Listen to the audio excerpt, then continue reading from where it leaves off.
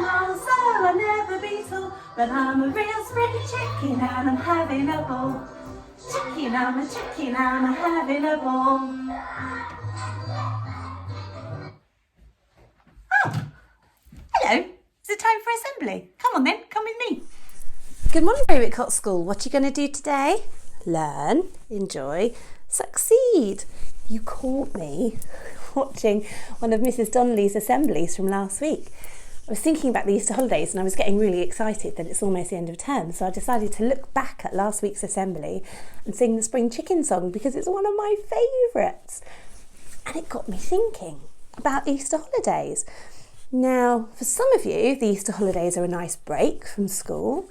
For some of you, the Easter holidays are a great time to eat lots of chocolate. For some of you, the Easter holidays might be a nice time when you can see spring starting to arrive. But for some people, Easter holidays are really, really special and really important. Do you know why? Easter is a really important Christian festival. Now, you guys know that in the past, I have done some amazing Easter assemblies. They've always been really good fun. There was the one where we had a hobby horse and we rode on a donkey through Jerusalem. Do you remember that one? There was the one where it was really rainy and we were in the nature centre. I can't remember which classes were there, but there was a lot of us there in the nature centre. It was really, really rainy and we reenacted the Easter story with some of you standing on stools being cross and all sorts of things. There was the one where we all learnt to sing the Sing Hosanna song, and we sang it in different parts. Well, this year I'm going to tell you the Easter story, but I can't do any of those fun things with you guys because I'm here and you're at home. So I thought I'd just tell you the Easter story, see how much of it you can remember. Okay, ready? Okay, time for the Easter story. It starts with Palm Sunday. Jesus and his 12 disciples walked to the great city of Jerusalem for the festival of Passover. On the way, they stopped in a small village. Jesus said to his 2 disciples, "Go to the village, and there you will find a donkey that's never been ridden before. Untie it, bring it back to me." The disciples did as Jesus asked, and they soon came back with the donkey. They spread their cloaks over it to make a saddle for him. And Jesus rode into Jerusalem with his disciples walking by his side. Crowds of people walked to the city. They saw Jesus coming and were excited. Some spread their cloaks on the floor, others cut down palm leaves to lay in front of him. They cheered and shouted. The next morning, Jesus went to the temple to pray.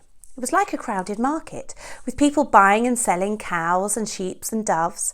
Jesus was angry. He stormed through it, overturned the tables, and drove the animals and sellers out of the temple. "God's house is a house of prayer," he shouted. "You have turned it into a den of robbers."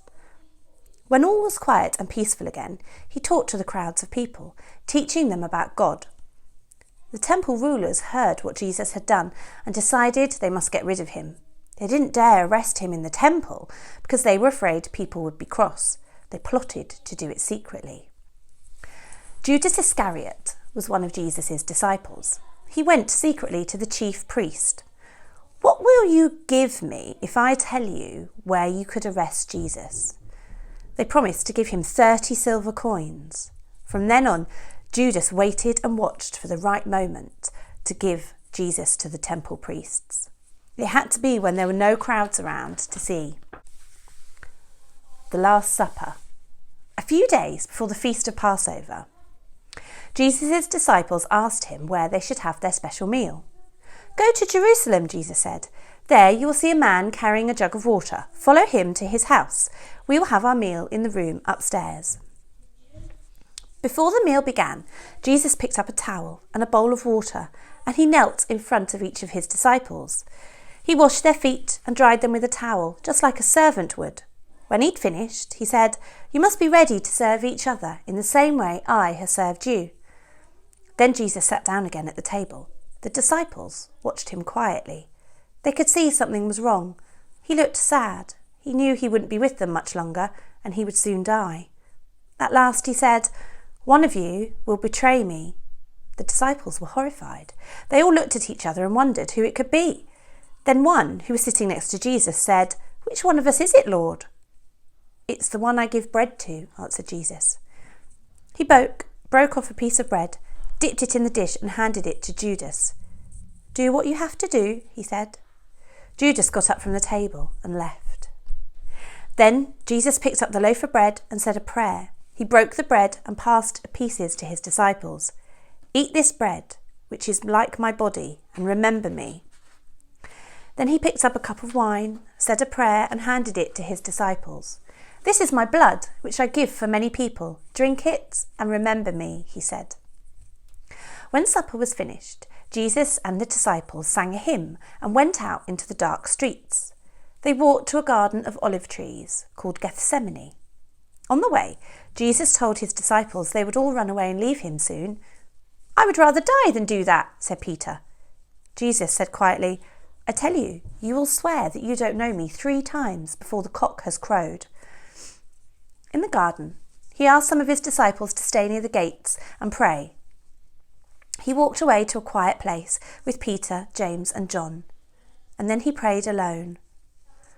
When he came back, Jesus found his friends were fast asleep. "Can't you stay awake for 1 hour? Please keep watch while I pray," he said. And as he said his prayers, Jesus again went back to the 3 disciples, and again they were asleep. The 3rd time Jesus woke up his disciples, they could hear voices and see torches coming through the dark. It was the chief priest with the temple guards. Judas Iscariot was leading them to where they could find Jesus. Judas walked up to Jesus and kissed him on the cheek. "This is the man you want," he said. Peter drew his sword to try to defend Jesus. "Put down your sword," Jesus said. The disciples were frightened and they ran away, just as Jesus said they would.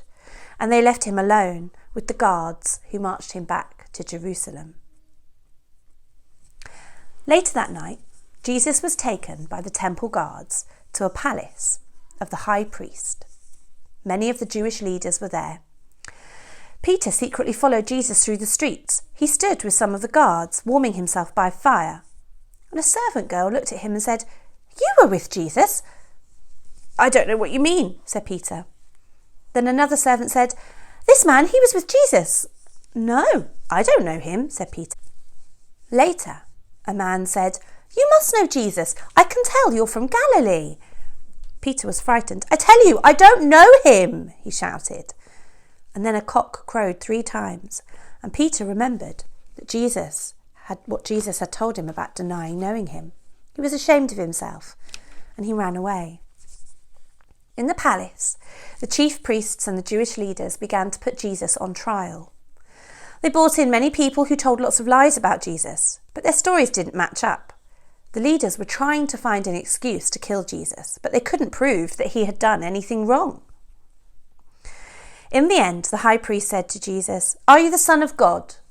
"I am," Jesus said. "You heard him," said the priest. "Do you find him guilty or not guilty of a crime against God?" "Guilty," shouted the people. The priest sentenced Jesus, but before he could put Jesus to death, he had to take him to Pontius Pilate, who was the Roman governor. Only the Roman governor could order him to be killed. When Judas heard that Jesus was to die, he felt terribly sorry for having betrayed him. He went to the temple and threw the 30 silver coins they'd given him away. In the morning, Jesus was taken to Pontius Pilate. The chief priests knew the Roman governor wouldn't sentence him to death for a crime against God, so they accused him of breaking Roman laws. Jesus stood in front of the Roman governor, who asked him questions, but Jesus didn't reply. In the end, the governor realised Jesus was innocent, but he didn't want to make the Jewish leaders angry by setting him free. At that time, it was the custom for Roman rulers to set one prisoner free during the feast of Passover, and they could choose who that would be. Pontius Pilate asked the crowd if they should free Barabbas, a murderer, or Jesus. The chief priests and Jewish leaders persuaded the crowd to set Barabbas free. "What shall I do with Jesus?" Pontius Pilate asked. "Crucify him! Crucify him!" the people shouted. "But what harm has he done?" said Pontius Pilate. But the people shouted again, "Crucify him!" Pontius Pilate washed his hands in a bowl of water to show that he was not to blame for Jesus' death. And Barabbas was set free. The guards took Jesus away. They dressed him in a purple robe and placed a crown of thorns on his head. The guards made him carry a huge wooden cross through the streets. Tired and weak, he stumbled. They led him through the city. And there the guards nailed his hands and feet to the cross. They put a sign above his head which said, "Jesus, King of the Jews." And they put his cross there in between those two others. Jesus looked down at the soldiers watching him. "Forgive them, Father. They don't know what they're doing," he said. At 3:00, Jesus looked up and cried, "My God, why have you forgotten me?" He bowed his head and died. At that moment, the ground shook and the curtain in the temple ripped from top to bottom. They carried his body away and wrapped it in a linen cloth. They took him to a tomb in a hillside in a garden outside Jerusalem. And they laid his body in the tomb. They rolled a heavy stone in front of the tomb, like a door, to close it and to protect his body. Very early on Sunday morning, Mary Magdalene and 2 friends of Jesus went to the tomb. They wanted to finish preparing him for burial. They wondered how they could roll away the huge stone, but when they reached the tomb, they were surprised to see the stone had been rolled away and the soldiers guarding it had gone. There was a man sitting there in white clothing. "Jesus isn't here. He's alive," said the man. When they looked at the tomb, they saw it was empty and Jesus' body had gone. Mary Magdalene knelt, crying outside the tomb. Jesus came and stood beside her. "Why are you crying?" he asked. "Who are you looking for?" Mary didn't look up. She thought it was the gardener. "I'm crying because they've taken the Lord away. Please tell me where he is." "Mary," said Jesus, "it's me. Go and tell your friends you've seen me." All that's left to do is to say a great big Berwick happy birthday to Katie and Luke. Happy birthday, Katie and Luke. Hope you have an amazing day. Now, I'm going to carry on with spring chicken. See you later.